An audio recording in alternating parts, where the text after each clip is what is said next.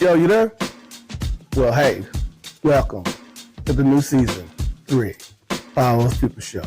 I'm your host, Sugar Ray. I got a couple of surprises for you this year and this season. Hey, go like it, go share, and don't forget to subscribe. We about to take off. Let's go. Kick the show off, guys.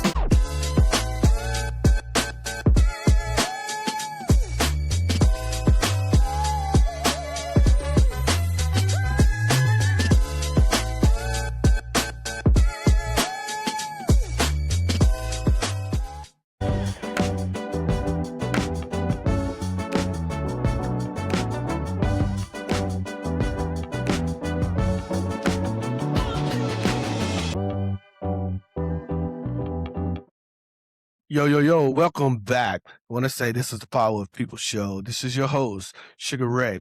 And I want to say thank you guys for rocking with us. Another episode, season 3, like I told you guys. We got a little surprises and I got a little special guests for you. Man, today I got one of my boys with me, one of my frat brothers, one of these guys I've been rocking with for a while. I think it's probably been a little bit over 20 years. I don't know. But hey, we still kicking it, man. We've been out, had our ups and downs, highs and lows. But the best time, we still been hanging out a good time. Listen, everybody from the Power of People, I want to introduce my boy, Jay Sneed. What's up, Ray? What's up, Ray, man? I appreciate you having me, man. Just kind of starting out, I know people will see Jason Sneed Frazier, across the bottom of the screen. I'm pretty sure we'll get into why that is. I'm Jay Hill, Jason Hilliard. That's kind of what people been knowing me as for the last 40 plus years, but hey, I appreciate you having me on the show, man. I'm looking forward to talking about things, being vulnerable, open.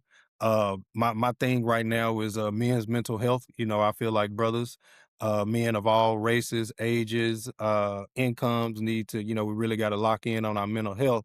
So that's kind of, where I am right now due to a lot of events that I've navigated and been through in my life. So I'm here today to kind of talk about my story and men's mental health and how honestly we really need the support of women.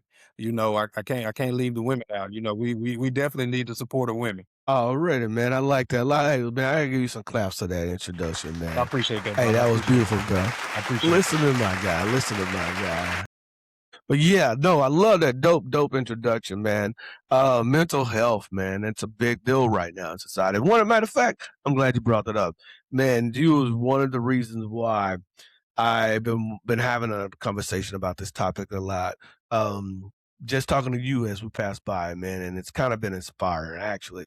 See, Mr. Frazier, Jay Hill, as they call you, but I guess we're gonna get used to Mr. Frazier. Yeah, you But I gotta get love used to it. But hey, but no, man, mental health right now, man, mental health, and us, even women mental health, right?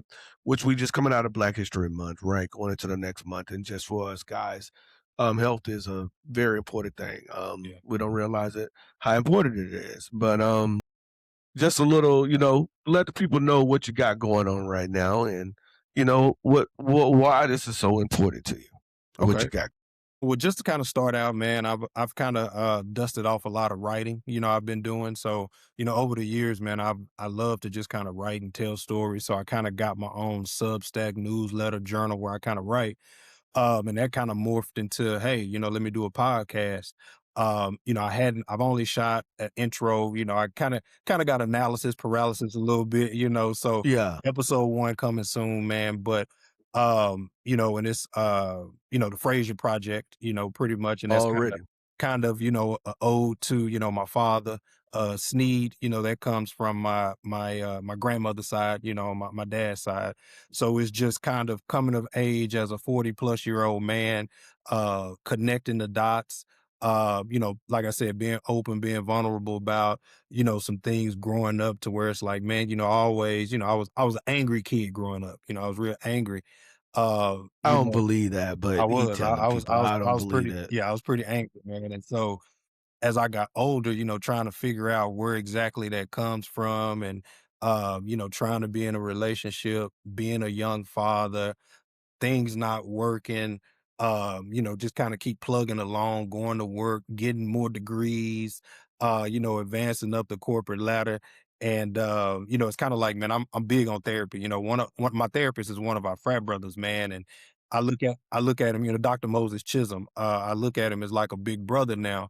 And during one of our sessions, he just kind of stopped. I'm telling him my story from 0 to Yeah. 13, 13 to 26, all the way up, and he just stopped and took his glasses off, and he was like, "Man, you just been surviving, man, like you really hadn't," and then it just kind of clicked, like, man, I just kind of been doing what I'm supposed to do and not really taking care of myself, man. So, uh, Yeah. you talk about mental health, man, physical health too. We gain Yeah. weight, the little spare tire around your stomach, you get a bit bigger. Back undergrad, we were all pretty much, in the 165, 170 range. And I you get mean, y'all was. I was in 130 and 140. yeah, you get older, man, and then that weight starts to balloon, and you start, working long hours, then you Yeah. buy a house, you do these things, you become a husband, or you become a dad, and we just, Yeah. as men, man, we just don't really take care of ourselves, man. And I think now, I think a voice is being, it's what's the word I'm looking for? The voice is being increased when it comes to men's mental health, because Yeah. I think right now, man, I think the suicide rate amongst men is like 50 to 60%, man. So, And uh, that's crazy. yeah, That's so wild. I'm really excited to kind of, like I said, tell my story, man. And in my mind, I would love for it to help. I would love to help 1 million men, but if I can help 5 to 10, man, I've done my job. So, from my podcast to my journal writing, and then hopefully, towards the summer end of the year, I'm trying to work on a men's mental health app. That kind of gets Yeah. resources out there. You can open groups up, fatherhood groups, husband groups, because right now you have a lot of brothers that live, a lot of men that live a lot of different places, and it's hard for them to kind of get to one spot to maybe have a men's meetup. Yeah. You can just do it on an app, and there's different resources, different groups. So that's kind of the idea, man. So it's my brainchild is new, but the more people I talk to, man, everybody's excited about it. So I just need to put pen to pad and make it happen. Yeah. Nah, dude, I think that's a dope, actually, it's a dope idea.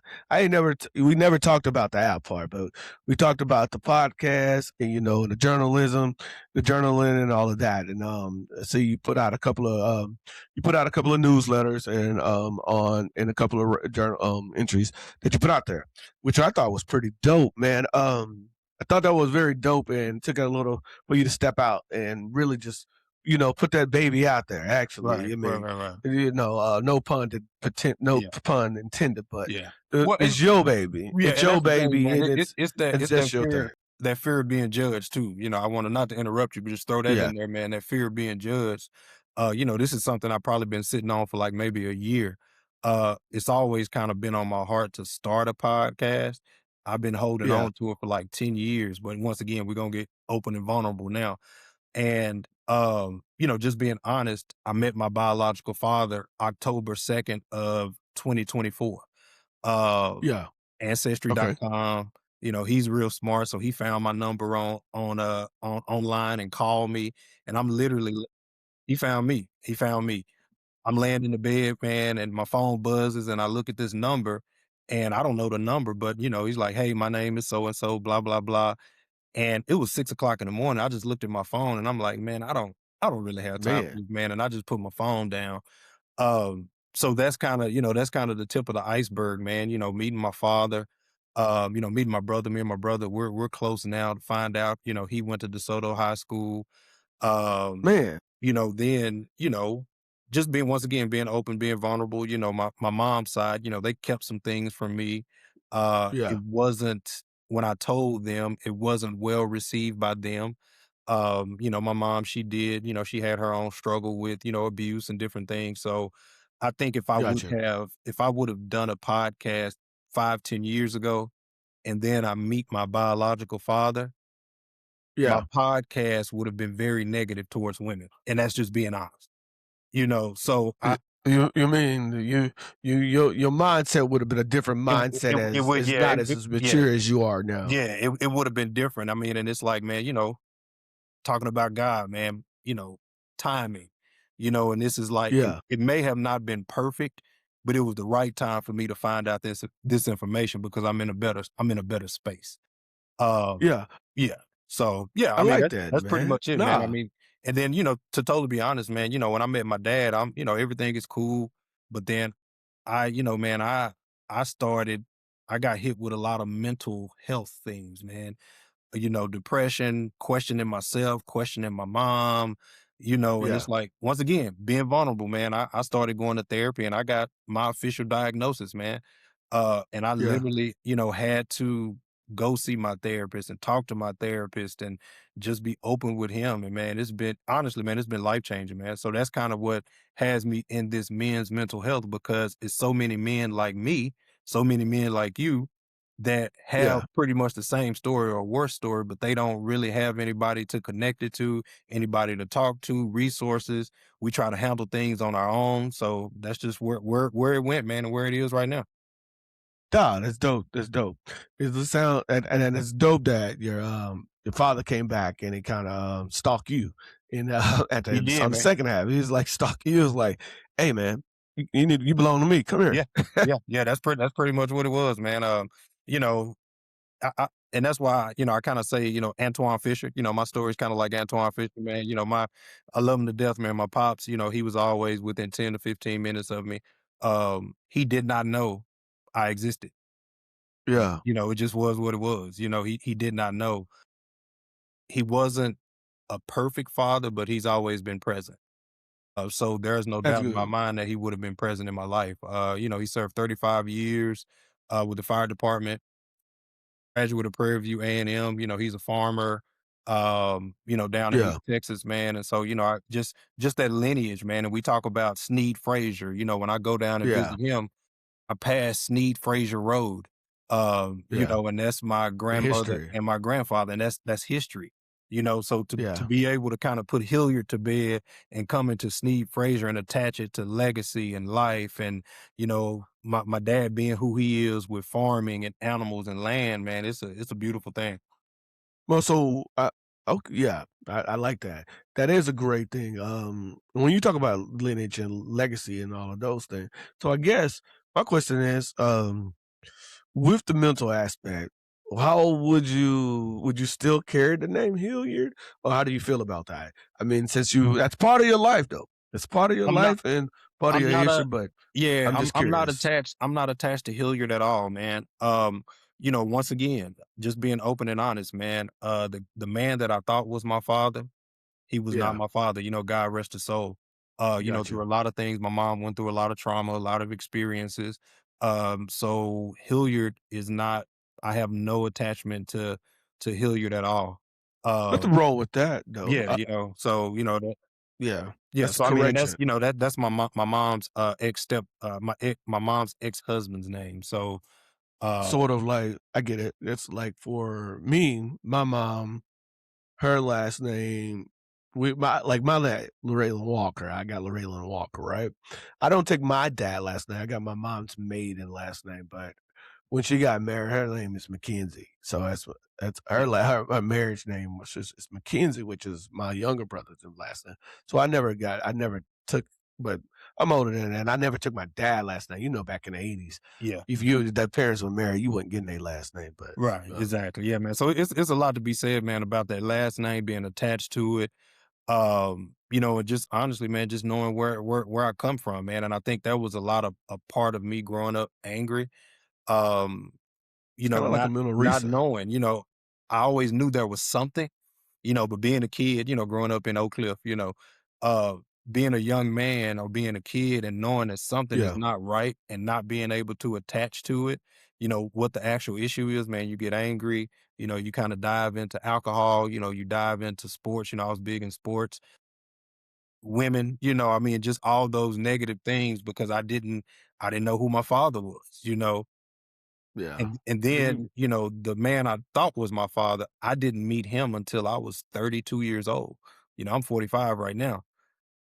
So, to not grow up with a father and have those questions from 0 to 20, you find out things around 20, 25 through anger, through, a lot of family issues. And then to get to 32, and this man says, "Oh, hey, I'm your father," and you meet him, and just the connection is not there. I'm like, okay, he's my dad. I respected him, yeah, and it's sad, but it's funny also, when I met him, I went to meet him, and he lived like maybe 5 minutes around the corner from my grandmother, Oak Cliff, where I grew up. And in my mind, I'm like, you know what, man, when I go in here, man, I'm gonna whoop his ass, man. That's what I'm thinking, because That's your mind. I'm getting all these different stories. So I'm like, man, I'm gonna whoop his ass, man. Like, me and Pops, we're gonna have to throw these hands. Well, He gonna accept it. when I walk in, He man, about to he's in a wheelchair, you know, oh, okay. so Yeah. I can't, I can't. So I had to sit and talk and listen, and just a lot of different things came out, man. Yeah. That's dope, man. Nah, that's unique. And then when I'm saying that, man, so going back, it's an opportunity for you to learn yourself. It's like you got a second chance to learn who the man that you are. And when I say the man that you are, it's like you was one man. You was already a man that in your mind you was a put together man that has no identity. It's almost like Right, identity crisis that you was right. figuring out Oh this yeah, oh identity yeah, crisis yeah. along the line. Um do. And you know what? As far as another black man to another black, we all struggle with it, Mhm. regardless.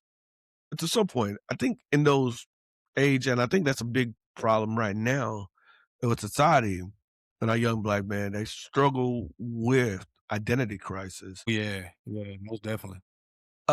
Like a lot of our fathers, we don't really know our father's story or know much about him. I don't think people actually sit down like that's a dope opportunity for you to actually get to sit down in him and just have that conversation. I can only imagine how that conversation started because you, like you say, you walked up in that house and you say you was angry ready to fight, and you like, man, you in a wheelchair? Come on, Yeah, Day Day.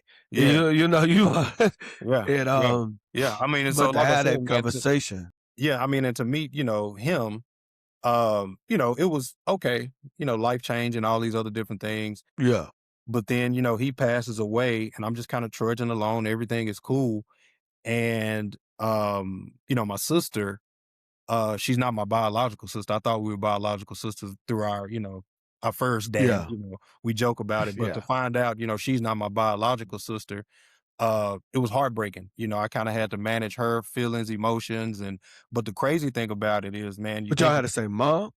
no, we thought we had the same dad, Oh, but so y'all had sisters and brothers at yeah, all? but I Y'all found out just we're not biological, but we both agree yeah. that we brother and sister now. We locked in, That's so love. That's blood. Yeah. that's my girl. I love her to death. But to kind of have to manage her emotions around it, I'm concerned about her and how she feels. And then maybe about 6 months before I met my biological father, before he contacted me, my sister, we were just kind of hanging out, drinking a little bit. And I told her, I said, hey, I got something to talk to you about. And she's like, what? I said, well, I said, man, I kind of got a feeling. She said, oh man, what? I said, man, I honestly have a feeling you might not be my biological sister. Like I literally told her that. Do Uh, y'all look alike? Do y'all favor each other at all? I think so. I think we do. I think we do, but whatever. And you Uh, kinda squinted, you were like, yeah, "Yeah," I mean, but go go But, ahead. her mom and stepdad have accepted me, man, lovely people. And when I told her how I felt, one thing I love about her is that she always affirms my feelings, right? Gotcha. She could have been like, "Oh, you sound stupid," whatever, but she was like, 'cause she's older than me, so that's my big sister. And she said, "Well," she said, "if that's the case, what do you need me to do?" Mm, And so it was one of those things where it's like, okay, we can get a sibling DNA test, but time moved on and I just kind of left it alone and we just rocking yeah, out. That's my sister. We hanging out, we traveled a little bit together. I'm yeah, I'm little brother, I'm meeting her love interest and I'm like, man, this yeah. dude is a cornball, I'm being little brother. Yeah. She's meeting some of, the women I potentially date and she's like, nah, Jason, that's not it. So we rocking like we siblings, So y'all are siblings, Yeah, it always don't have to be blood. right, and so to move to because this was maybe July of 2024, so to move to October 2024 Yeah, and to have that phone call from my biological father, she was the first person I called, after I got off man. the phone, and she said, "Okay," and once again, she was like, "What do you need me to do?" And I said, "Well, I'm going to meet him because he lives 2.5 hours away in East Texas," and she said, "I'm going." She's like, "When we going?" I said, "Well, Sunday about 12." She said, "Okay, come pick me up." And we went down She and went with you yeah, she to went with meet us. him? Yeah, she went with me. Oh man, that's Yeah, nice of her. she rode with me, so, we talked about it and everything, man, all the way down there, and, when I roll up, like I said, man, I grew up in Oak Cliff, single parent family, there was some poverty and struggle and everything, but to come around this corner and to ultimately see what my dad has created, Yeah, land, yeah, deer leases, all these tractors, all these things, yeah. and when we hit the button, he opens the gate and we pull around and he peeks his head out. And my sister looks at me. She was like, "Yeah, dog, that's your daddy," She So like look just like you. just exactly like me. So, we go in, man, and his wife, my stepmom, she's a wonderful person.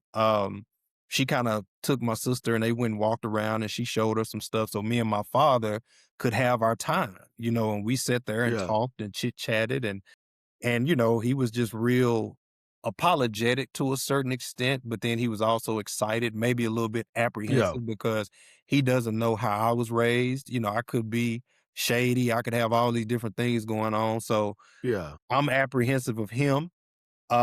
And we just hung out, man. And we jumped in his truck and he drove me around. And this is where the story gets crazy. My son's mom, we've been knowing each other for a long time and we dated for a while. Well, her people are from East okay. Texas also, and they're friends with What? Wait, uh, Marshall, Wascom, that area, yeah. So, okay, okay, yeah, yeah, they're okay. friends her grandmother, they're friends with George Foreman's family. So, when me and Okay, her were yeah, together, we would go fish on the backside of George Foreman's land. So, I was climbing through a fence and I cut my leg, and so we're driving around, boy. and my dad was like, "Yeah, that's George Foreman's house right there," and everything started coming back. And I just immediately, my eyes got big and I said, "Man," I said, because at this point I was calling him Robert, I wasn't calling him Pops. But I said, "Robert," I Like, said, that's my "Man, cousin. Christian's mom is from down this area and we used to fish in this area." And he was just like, "Wow." So come to find out, my dad knows my son's Our mother's family. grandmother, her dad, her uncle, like all this stuff, man. And it's like No, that's beautiful. I can't make this stuff up, man. That's a So beau yeah, so it's just, it's one of those things, man, to where it's like, it's been a crazy couple years. I tell people all the time, man, I feel like Tyler Perry is kind of writing the story to my life. But every day, man, me and my pops, man, we text and kind of talk every day, every other day. Me and my brother, we tight, we travel a little bit together, man. I've met his yeah, wife and his kids. His son is around the same age as my son. They look exactly alike. Um, yeah. my son favors my brother a little bit more than he favors me. Um, and it's just, hey man, it's just like a new lease You on life, see the man. genes. Yeah, it's Yeah. it's in the genes, man. It's in the genes. So there's no So there's denying. been so it's been 13 years, right? Y'all rekindled. No, no, no, no, no, And no. It's been two. So I met my biological father October 2024. oh, The okay. first man I thought was my father was when I was 32, so 2012. Okay, so that's when you thought that was your dad at Right, right, 32. right, right. Yeah. And then 2 years ago, you just met your real My biological yep, father. yep, through ancestry.com. 2 years as a father, mental how has this been a mental impact on you, on your mind as a father? What does that do to you as a father? How do you think of father? Um, well, I think the good thing is that my son is grown and he's in the military, so he's kind of away. Um, so when I found out about him, man, I kind of my mental health did this, brother. My mental health Yeah, just went down. So, but it's just me. So I could only, I took care of me. I did what I had to do. I don't think I would have had the capacity to be a dad, be a why? because I was too busy dealing with my own shit, you know? I think a lot of things would have had to kind of be pushed to the side, and it probably would have been that fatherhood part, Maybe I would have drawn a little bit closer to my son. I don't know. Yeah, But where I was mentally, I was just on some leave me alone individual. I want to be by myself. I just want to be at home with my dog type stuff. Um, yeah, and that's just, like I said, man, that caused me to go to therapy. It caused me to be diagnosed with depressive adjustment anxiety disorder. That's my official diagnosis. Once again, I'm real transparent about it. it's a long title, It's a brother. long title, man, but then also to be able to have my therapist, who is our frat brother, who I've been knowing, Yeah, for a little bit, to kind of be there for the support. and to push me to say, "Hey, man, Jay, you need to talk about your story, man. You can't keep it, Yeah. inside." Honestly, I don't think I would have been a good father. I wouldn't have been a good husband. I wouldn't have been a good friend. I wouldn't have been a good anything because I was just kind of, I just drew within, you know. Yeah.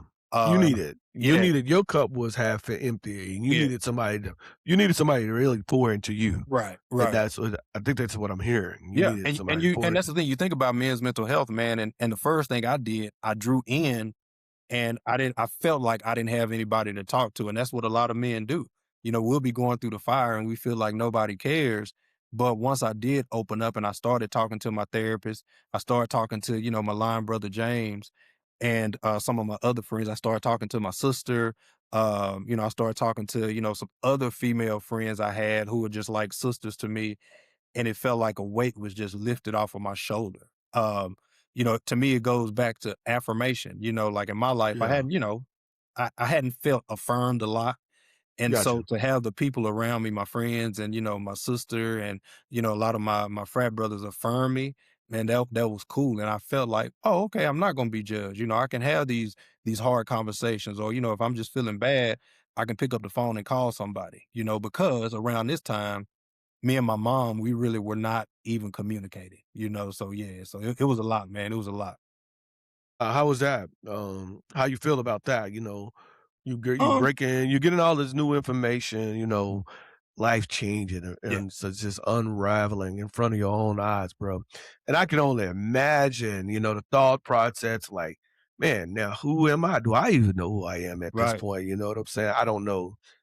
I don't know nothing about myself. mhm, Like, I just know the life journey that I done carved out, right, and the things that I have experienced and went through to become a man that I thought the image of a man that I right, best know how, right? Or somebody tried to carve out for me. And then you learn something totally. Um, I know you're saying with your mom that, well, y'all wasn't on the best term. And I mhm, guess mentally, what impact did that have? I mean, on you along that, getting all this new information, bro, and getting affirmed by your friends, but at the same time, you still have this over here. right. Even to this day, man, it's a work in progress, man, but like I said, I'm not I'll probably never be a pastor, man, or anything like that, but grace, that's the word that just keeps being dropped into my spirit, man. I love my mom to death, but I got to give her grace because she had her own struggles. And you Yeah. know how it is, man, with our parents, man. They don't believe in Yeah. therapy and communication. They want to pray everything away, or when you throw the truth in front of them, they'll push it away. So, Yeah. it's still a I work got in you. progress, man. But for me, I think, and even to this day, I think one thing that I'm kind of waiting on is for mom to ask me, "Hey, Jason, how are you doing with everything?" And I haven't gotten it. Gotcha. And unfortunately, I don't really think I ever will get it, just because of her own, issues or whatever. But you know what I I mean? Then got you. even for me, it's deeper too because it's like even my aunt, my mom's sister, she didn't really affirm me either, man. Got you. When I told her, she did great.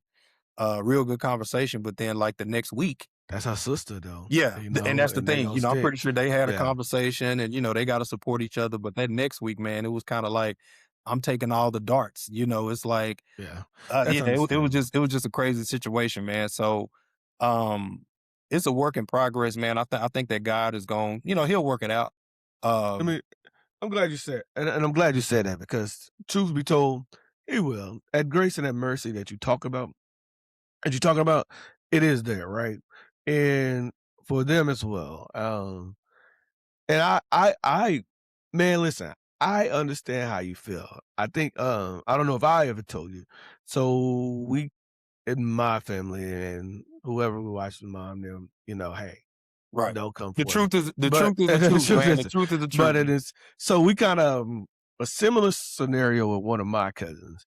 Um, kind of happened with in his marriage, right? But besides that, this is one of those things where nobody want to talk about it or get to the bottom of the line of whatever it is. And like I say, it becomes a sensitive subject. Mhm. I came more attached to it because the way that it all unraveled because I was kind of the glue that put my cousins together. My cousin was a friend together, and he ended up getting sick, and it kind of came out, Right. and it unraveled a whole nother piece of family information that you don't know. And Right. we all, as and I wouldn't just say us black people, I would say everybody, Yeah. all kinds of Yeah. families. It's a human thing, right? In those times, I think it's during those times, um, family was important to them. To Mhm. protect the family at all costs was important and still is, and it still should be. And it was kind of survival mode. Like when you said earlier, survival mode. Everybody was living in survival mode. Right. And that was the best way to protect it. That grace and mercy, man, that is very important, man. I had to have a conversation with my mom too. Like I say, for mental health wise, for Yeah. myself, and I think for the grace and mercy that you talk about, I had to ask God for that, Mhm. and for even for with my mom, based off choices that she made that affected us, that caused us trauma. So like that's your trauma, what I'm Yeah. saying, dealing with the trauma. So when I became a father, Ray Ray, that was one of the things that was a burden on me that I didn't want to pass down to him. And I went to my mom as a man to tell her, "Hey, I need to have that conversation Mhm. Oh, yeah, oh, yeah. Yeah. before I don't want to pass down to him." Mhm. And so we had that conversation. I think it was a hard pill for her to swallow initially, but it's about you just want them to see where you see from, Yeah, that's that it, new man. understanding, That's because it. you get a whole new understanding when and you don't want to judge. You don't judge. It's more of Yeah. like you had to get in your minds like you were where you were. I Right. wasn't. I don't. I didn't understand where you were in life. I couldn't make the choices you would, and you did what you Right. had to do to survive. Yeah.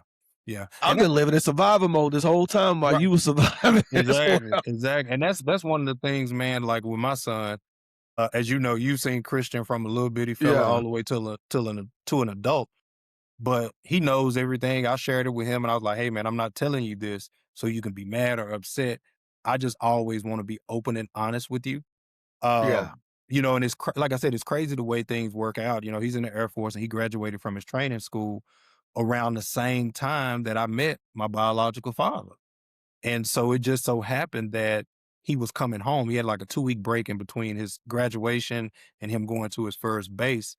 And, I told yeah. him, I picked him up from the base in Ohio and I told him, I said, "Hey man," I was like, I met my biological father, and I kind of gave him, little snippets of the story.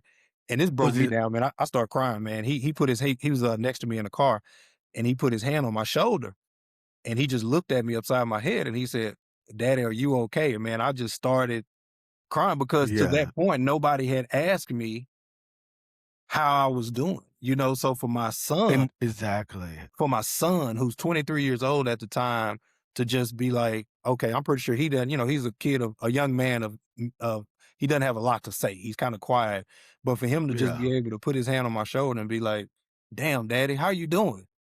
yeah. You know, He wanted to know. It's like, yeah. man, And for him to even come home and then we actually went down to meet my father, his granddad for the first time.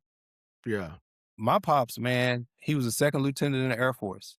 Him and my son, man, they like this now. My son's in the Air Force, he was in the Air Force, yeah, and he's so proud now of his grandson. yeah, Um, and so I think, for me, what kind of jumps in my spirit a lot of time is the what ifs. What if, I would have had my father? I probably wouldn't have graduated from UNT. I probably would have went to Prairie View because that's where my dad, my aunt, all my aunts and uncles, they all went to Prairie View. All my first cousins. the lane that it took you down. Yeah, my brother, my big brother went to Prairie View. He graduated a couple years before me, but I would have been at Prairie View with him. So just the navigation of everything. And then also I think too, man, you know, as as fathers and then as young boys, Yeah, we look for somebody to be our hero, right? yeah. And right now, man, I can say, man, at 45 years old, my dad is my hero, man. You know, No, that's dope. yeah, not in the fact that he's perfect. He's definitely not perfect, man. But this is a man that grew up in East Texas, Yeah, clan country. It just is what it is. In Wascom, Hey, Texas. man, watch out now. Nah, I'm just playing. Yeah, I mean, hey, it was what it was. Hey, it's East Texas all day. Wascom, Texas. He goes to Prairie View, Yeah, graduates, goes to the Air Force, becomes a licensed mortician. Then he 35 years with the fire department, buys land. My grandfather, who I never met, and he had a 7th or 8th grade education, but he went to the Navy, and yeah. when he passed away, he left everybody, a little bit of money and a piece of land. There you go. My uncle Nutty Buddy, my uncle Mike, God rest his soul, he passed away. My dad's younger brother, he was the first black firefighter in Marshall, Texas. Okay. So That's just to be hey, yeah, just to be able little to Black history. yeah, hey, just to be able to attach those things and be like, wow, man, it's gotten me to the point, man, to where it's like I'm thinking about packing up and moving to East Texas, man. I got 10 acres in East Texas now, and the 10 acres used to be my great great grandfather's land. And he My, gave you some? Your yeah, dad, they yeah, passed it out. yeah. Man, My listen, uncle, you, my uncle hey, you, Chris is my yeah. next door neighbor. Hey, you rich, bro. You got that lake land out there in East Yeah, Texas. Yeah, go. and it was like, just talking to my dad, his thing is, hey, we do land in this family. If the world goes crazy, Yeah, you always have somewhere to come back. You can plant vegetables, you can have chickens, you can have cows, you can put yeah. you a little trailer out there. When you decide to retire, you get close to retirement, you can build you a house out here and just kind of live and not be worried about, different things. So just legacy, man, and just being able to attach my name to something and know where I come from. And then my daddy being so open and so honest and, to be so proud of me to be like, man, you got a good education, you got a master's degree. I taught high school, man, you were a teacher, doing all these things. And I'm just thinking, I'm just going through the motions, doing what I'm supposed to do. But once again, affirmation to have your father sit in front of you and be like, man, I love you, man, I'm proud of you, and kiss you on the forehead, man, it's life changing, brother. It's definitely life changing, man. Though, dude, that affirmation, it definitely you got the affirmation, and you can see. Man, I don't know if you had that Wakanda feeling when he was telling you that it was in your blood that you was the net, you was already in line with your Wakanda. Yeah, yeah. Saying like, so saying like, without him in your life, bro, you was already going through the journey, but parallel journey as it is. But he was like, if you, I'm gonna put a little imagery, like saying if it was two rivers flowing down that down the side, well, just say one river, right? Mhm. And saying on one side, your dad and them side was on this side of the river, and the way you was raised on this side of the river, and just Mhm. like it was a race, Yeah, and you was basically just mirroring that race, not knowing yeah. that you just got lost on the other side of the river by Right. accident. Yeah. And you know what I'm saying? But you was following the same river stream as the Hmm. on the other side as your family was, man. Dude, that's a dope story, bro. Yeah. And as a fellow East Texan, which I could call you now, um, yeah, man, that's rich legacy and family land, and all of those things run deep in East Texas. Hmm. Just like our family, we got passed down from our great grandfather and grandmother land, that they've been in land in the family for years is Yeah. out there. Oh yeah. With my great grandmother, her dad, I'm gonna tell you this. Her dad, my grandfather had so many kids. Hmm. Like, so my great grandma was probably one out of, we thought it was 6 or 7 of them, but I think he had 9 to 11 Okay. kids, Okay. as I think. I know we counted close to the 9, Mm. right? And then out of that, just think about my grandma, my great grandma Right. had 16 herself, Yeah. and my grandma had 13 Hmm. herself. Yeah. But just think about all of those kids, Right. kids, Right. right? Yeah. So then our grandfather, when he left, probably it was like 100 out of all his grandkid, out his grand, he left 100 acres Yeah. of land to Oh, the family, right? yeah. Yeah. Yeah. But the deal is he had so many kids. Mhm. None of us all never all met each other because his kids, he had kids and they got kids, Right. right? Yeah. Then so it's like his kids, which my great grandmother, she got sisters and brothers, which Right. only my mom them met. Some of them, not even half of them. So Yeah. just imagine that all of they other kids, Yeah. we all don't know, but we all know that we got it's 100 acres of land out there. Mhm. Oh, yeah. And but I located it, right? Well, was they already it's in the family. Some family live on it, and somebody been and one of the family members that's always kept on it, right? And as they got older, like my grandmother and all her sisters and brothers, they all passed. Mm. Great grandmother. Now my grandmother have her it's it was out of the 13, it's only about like 4 or 5 of them left. Right. Yeah. I mean, out of that 16. Yeah. So Yeah. right. So now it's coming down to my mom them Mhm. generation. And we like but just think about that, how far we're not too far from that generation of the gap, like 2 to 3 year generation of land ownership. Oh, yeah. That's Yeah. crazy, right? Right. I mean, and the And thing about it, mental man, we and still mentally have health. like the original land that my grandparents had and the house and everything, that's still in the family. Um, and you talk about all the siblings and great grandparents and uncles and everything. Um, and it's once again, it's just crazy how things coincide, man. Meeting my father October 2024, and then a year later, and it was already in play, but we had a big family reunion. Um, and so of course my dad is telling everybody about Oh, yeah. me, Oh, but man. and then The now first family reunion? yeah, now I have to go to this family reunion, and Big everybody's in East Texas. yeah, and everybody knows me, and everybody's like, "Man, you look just like your dad." And two of my well, one of my best friends from college, Erica, I'm pretty sure she'll see the episode. Man, that's another one. That's my sister. She's not my sister, but she just like my sister. We've been rocking out for He 25 had years. She knows everything. She went with me. Heart. And E then Heart went with you? even behind the scenes, my sister was gonna go, but she couldn't make it. But my whole crew, they knew everything that was going on, and they were all trying to come down to support me.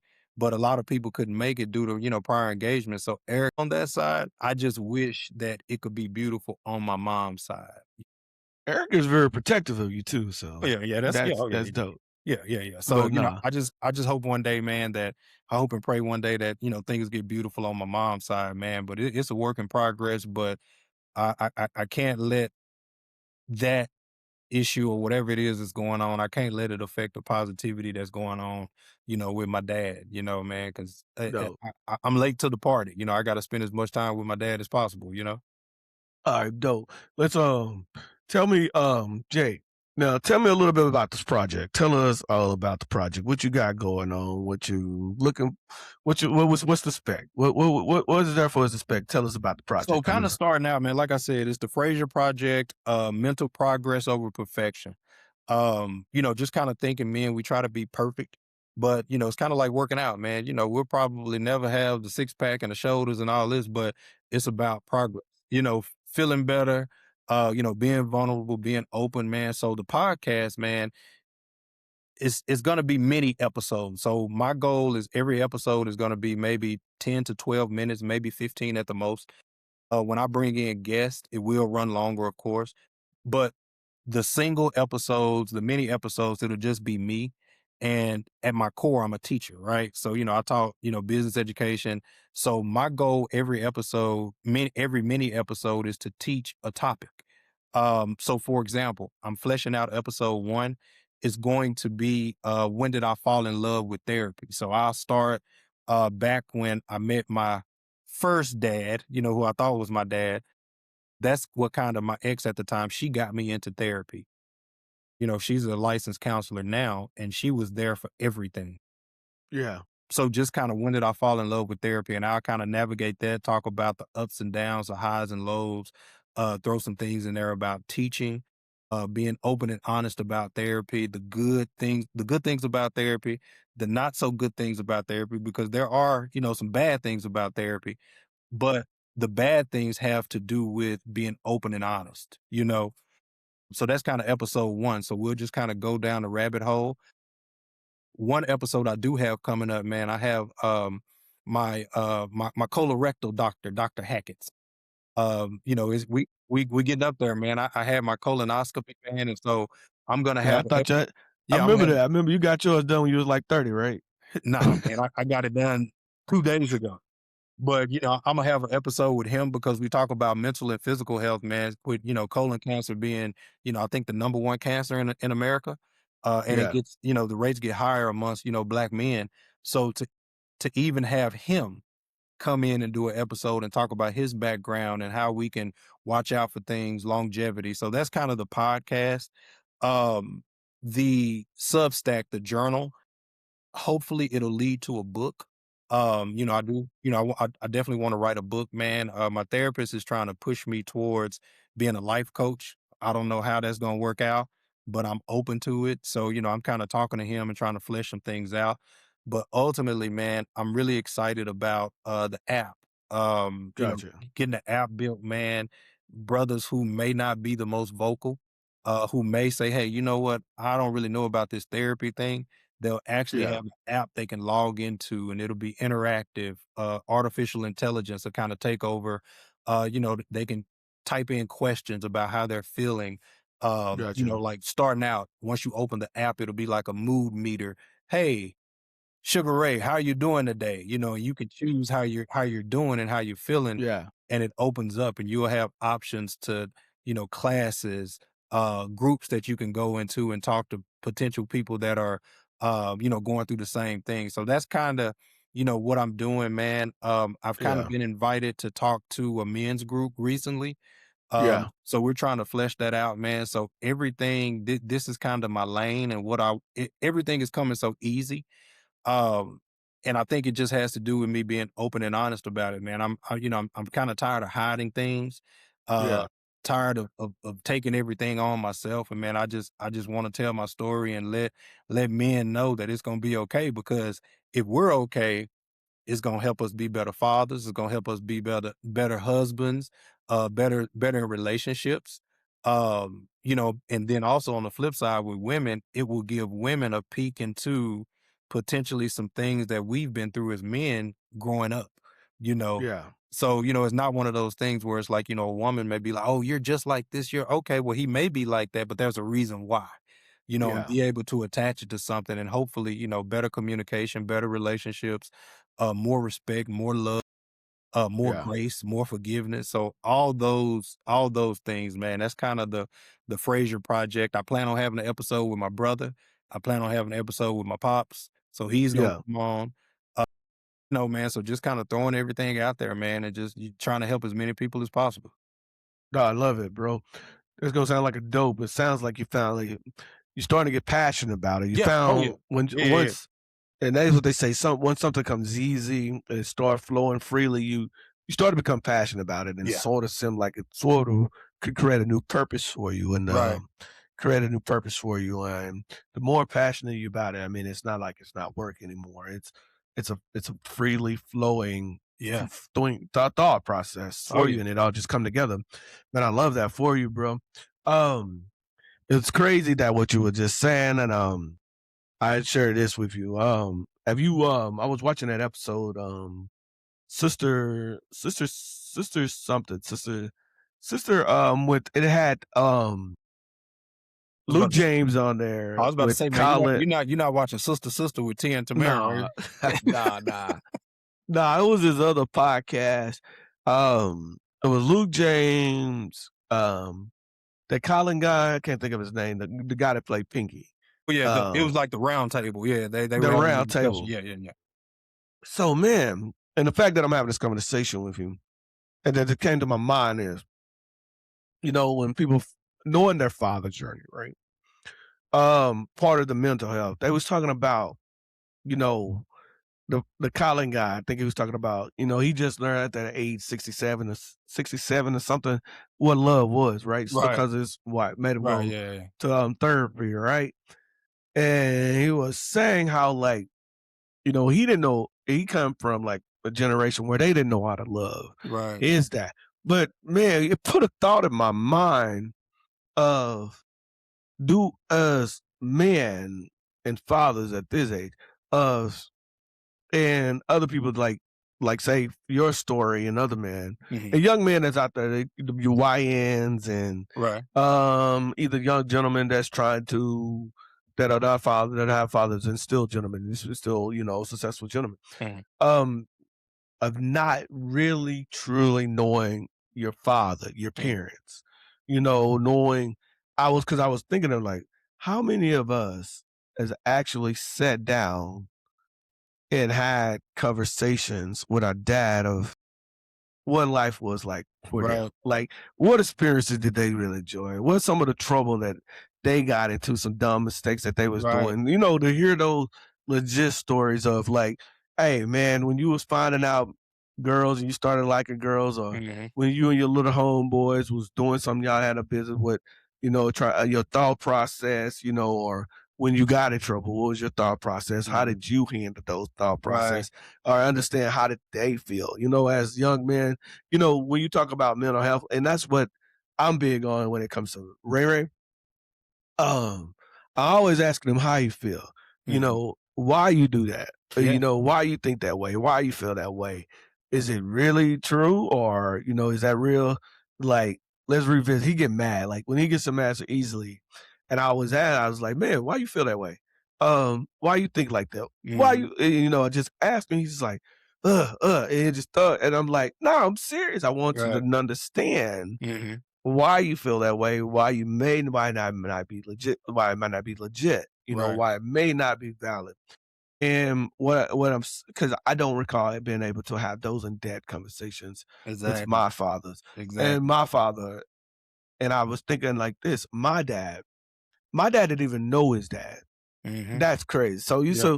if my dad didn't even know his dad and my dad didn't really have a father, and for I love my dad. Like my dad is one of my heroes. One of my heroes, one of my friends, because Mhm. he did the best he could as a dad without knowing his dad. And his dad married my grandmother when he was one. Mm, okay. And then after he was one, he left. Yeah. After he was born and whatever, after a year or two, he left and he never really got to know his dad. Mhm. My dad got 4 kids, right? That's crazy, right? So Yeah. you teaching, and my dad is the oldest. He's the oldest out of 6 of them. Mhm. Yeah, I think it's 6 of them, Yeah. 6 or 7 of them. Yeah. He's the oldest. So can you all imagine? But all his sisters and brothers, except one, got his last name. Wow. Ain't that crazy? Yeah. Yeah, it And is. he's the only child between my grandmother and his dad. Yeah. But I they mean, all and got it. that's traumatic, man. I think I And kinda coined the term, man, generational PTSD. We got to yeah, think. Yeah, I mean, you have to look at it, man. If diseases, if cancers and asthma, if those things can be passed down genetically, man, mental things can be passed down. yeah. And just And that's a being a father, man. I think even now, my son is 24 years old, love him to death. He's in Cali doing his thing, and when we do talk or we text, I always start out by asking him, man, how are you mentally, physically, and emotionally? yeah, And oh, dad, I'm good. I've been working out. I think his new thing, he's trying, try some snowboarding. He's gonna do that. yeah. But I always make it a point to try to have those open and honest conversations because growing up, raising him, I didn't have a blueprint, so I was a little bit harder on him.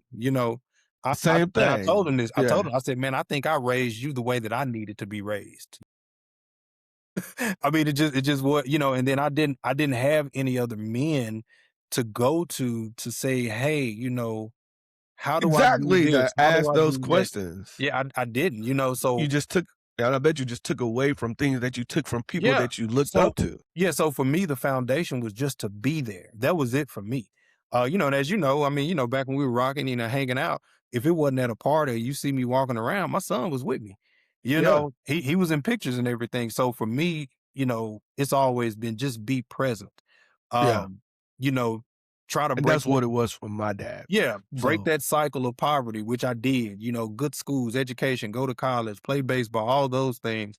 Um, so for me, it was one of those things where it's like, man, I gave so much that I was just kinda empty on the inside, you know? I Nah, bro. there are some I don't things that I believe it. regret, you know, some things I regret, but more than anything, when I talk to him, man, I try to just be open and honest. And I'm that's on a all you can be, bro. Yeah, you know, and even him being 24, man, I want us to go to father-son therapy. I talked to my therapist about that, you know, Yeah. having some father-son sessions just in case there are some things on his mind that just kinda bouncing around where that third party can come in and be like, "Hey, man, how do you feel about this?" And it'll get him to talking because what I've noticed too, a lot of times with our parents, we have these ideas or these thoughts, and Yeah. as kids, you know, we're totally off base, and our parents are like, "Oh, I was trying to do boom, boom, boom, boom, boom."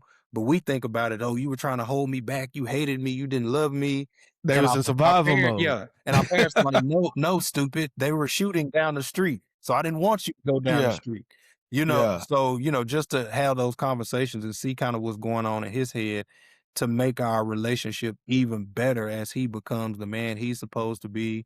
And as I kind of slow down in my life and do some things, you know, just to have those honest conversations, man. So I mean, that's, you know, I think with all the generational PTSD, the drama, the trauma, you know, I Bruh. mean, it to me it's a beautiful thing to see, you know, my brothers and my people that have wives and sons and have college degrees or businesses, you know, and they're functioning and doing positive things because a lot of us are not supposed to be here. Yeah. You know, I agree with you on yeah, that. you know, like I said, personally, I'm not supposed to be here. You know, I unfortunately um almost Yeah, made you an attempt on my life, you know, about 5 or 6 years ago. Um, okay. but I'm once sorry to hear again, that. you know, I But had frat brothers, you know, my chapter brothers were there to pull me out and to be supportive and all these things, man. So um and I'm gonna give you your flowers too, man. This is a beautiful thing where we can have these conversations and be open yeah. and honest and just kind of get it out there, man. Um, it's a lot of things going on in my life, man, and I just want to share and help out as many people as I can.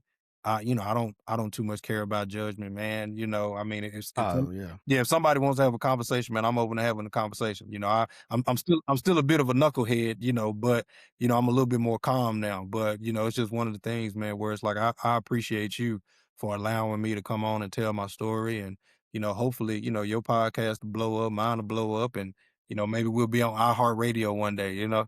Hey, man, we already on there. Look, Yeah, hey, but maybe we have our own real yeah, iHeart. They yeah, support maybe us, they'll be right? cutting us some checks. They'll cut us some Hey, checks.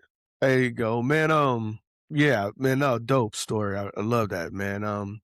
And just like you say, before we gonna wrap this up in a second. Um, man, I can remember the first time, like you say it as us talking to our parents as young. Um, man, I probably had to be like uh 17 or 18, Mhm. girl. And I remember my dad, I was leaving. I meet my dad. No, I probably was 19, bro. And I'm grown now. I hug and we come up. When I meet my dad, we just usually just slap hands, hug Yeah. each other, pull each other, like boys, pull each other close, like, all right, dog, get that pat on the back. And I remember, I remember one time, the first time I did this, Mhm. I recall never just simply hearing my dad say, "I love you." Yeah. Just he's always been that hit you up, all right, dog, Mhm. thank you, good to see you, and Yeah. bye. I remember grabbing him and we go there. I said, Dad, and I pulled him a little tight. I said, Dad, I love you, Dad. And he was kind of caught off guard. He was like, yeah, I love you too. I was like, hey man, it's okay to say you Yeah. love me, Dad. Yeah. Yeah. But I don't think he knew how to He don't know how to how to accept that love, man, how to accept that love. Yeah. right. He didn't know it was a different type of love, a different type of spirit, Mhm. just to be able to verbally express that. And I think that's that generation, but he just didn't know how to express that. And it caught him off guard. Cause I was like, man, I ain't never heard my dad just straight up like, I love you, boy. Or, I love you, Yeah. dad. Son, Yeah. whatever. And I was like, Dad, no, man, I love you, dog. You one of my favorite people, even though I don't see you all the Mhm. time. But Yeah. I Yeah. wanted him to know that. And that's kind of where, we help each other out with mental health, just like you're meeting your dad. So I wanted to leave that with you. Like, as you're going through, man, the affirmation that's there is that you do know your father now, Mhm. your biological father. Oh, yes. And you get in that moment to hear his story. and you have that chance, like you said, when you told Kristen that you met your dad and Kristen, and you got a chance to be honest with him, Mhm. this is your same as you look up to your dad in this opportunity Yeah. to open up that door to Mhm. ask him, "Are you okay?" Yeah. Mm, and go back and experience those, have those conversations that you always had with Kristen, to have those with you. It's like, "Hey, man, you owe me time now." Back to, even though I'm grown, I need to go back down those Yeah. lane and hear It's that, man, and healing. that's affirmation, Yeah, it's and that's healing, man. affirmation It's in definitely healing. itself, and that's gonna be the affirmation in yourself, as I can see, to just have those open doors. Because I've done that to myself, took it upon myself to go back and make it a purpose to know code, to know information that people don't expect you to ask. Mhm. And to my dad, I just started asking questions. Right. I didn't care, Yeah. and because I wanted to know about his life and know where he came from, know who Yeah. he is. Yeah. Like, I just want to know who he is, this person. Hey, you my dad. You done pass something down to me. Right. Anything blood, and it's in my blood, and I don't know nothing about you. And Mhm. it's just like you dating a new girl. You probably, hey, you my girl, and I Yeah. don't know I don't nothing know about nothing you. We about done you. Yeah. made kids, made, and I don't know nothing about you. And that's the same thing as I look as fathers. But man, I love that for you, bro. And I hope you kick in that dough and keep kicking in that Yeah. dough, um, gaining that more knowledge and information and more love. Because the more love you get, the more love you can be able to pass down to Kristen. Yeah, most And definitely. y'all gonna share, man. And you're gonna be, I'm proud of you, bro, I more than appreciate it, brother. anything. I appreciate it, I'm man. very proud of them. Happy for you, doc. Yeah, I do see different, Jason. Yeah. You are calm. You ain't out there breaking your ankles and legs no more. Um, that's good. Good Yeah. stuff. Hey, man, this stuff You ain't out there running into walls and stuff, just exactly. Hey, just to man, see if you unbreakable. hey, man, it's a journey, man. It's a journey. It's a journey, man. So it's healing.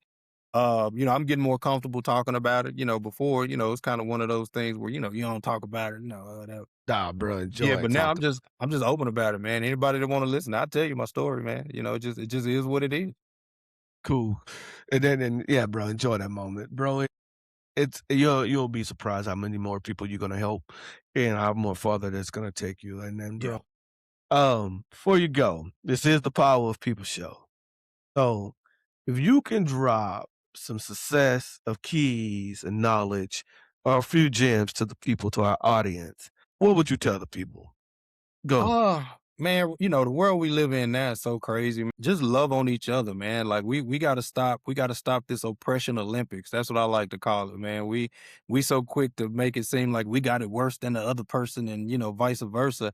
When it's like, man, at the end of the day, man, if we all write down our issues on a piece of paper and ball it up and throw it in a big bin and we go pick out, that other person's issue, open it up, man. It's gonna be an issue. We might have it better than the next person. We might have it worse, but we all got our stuff, man. And so I wish that people would just love on each other, man. Be open to listening. Stop judging people, man. Open your ears and close your mouth. Hear a person's story, hear their heart, and just build from there, man. Just understand that we all trying to run this race in his life, and we gotta love on each other and like each other, or attempt to. So that's kind of where I am right now, man. Already. That's my boy Jason. Jason, I want to say thanks for joining us. Thanks for being a part of the show, the Power of People podcast. And we want to say thanks for being here, man. It's been a great conversation. We want to, Appreciate it. and I'm gonna leave this people with my audience today. The power of the people. Listen, mental health is a serious deal. As everyday people, we are all struggling with something. And I would just say, don't be afraid to go seek help. Don't be afraid to communicate and talk to people. You never know who may need your story, who may need to hear you or hear your testimony, or just waiting for the opportunity to share something with you. So um, we all are responsible for each other. We all connected. That what makes the world beautiful, right? All us connected. Even that 6 degrees of separation is real. 6 degrees of separation is so real.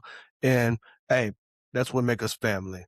Power of the people. Hey, thank you guys for joining. See you again next time. Yo to the noobs.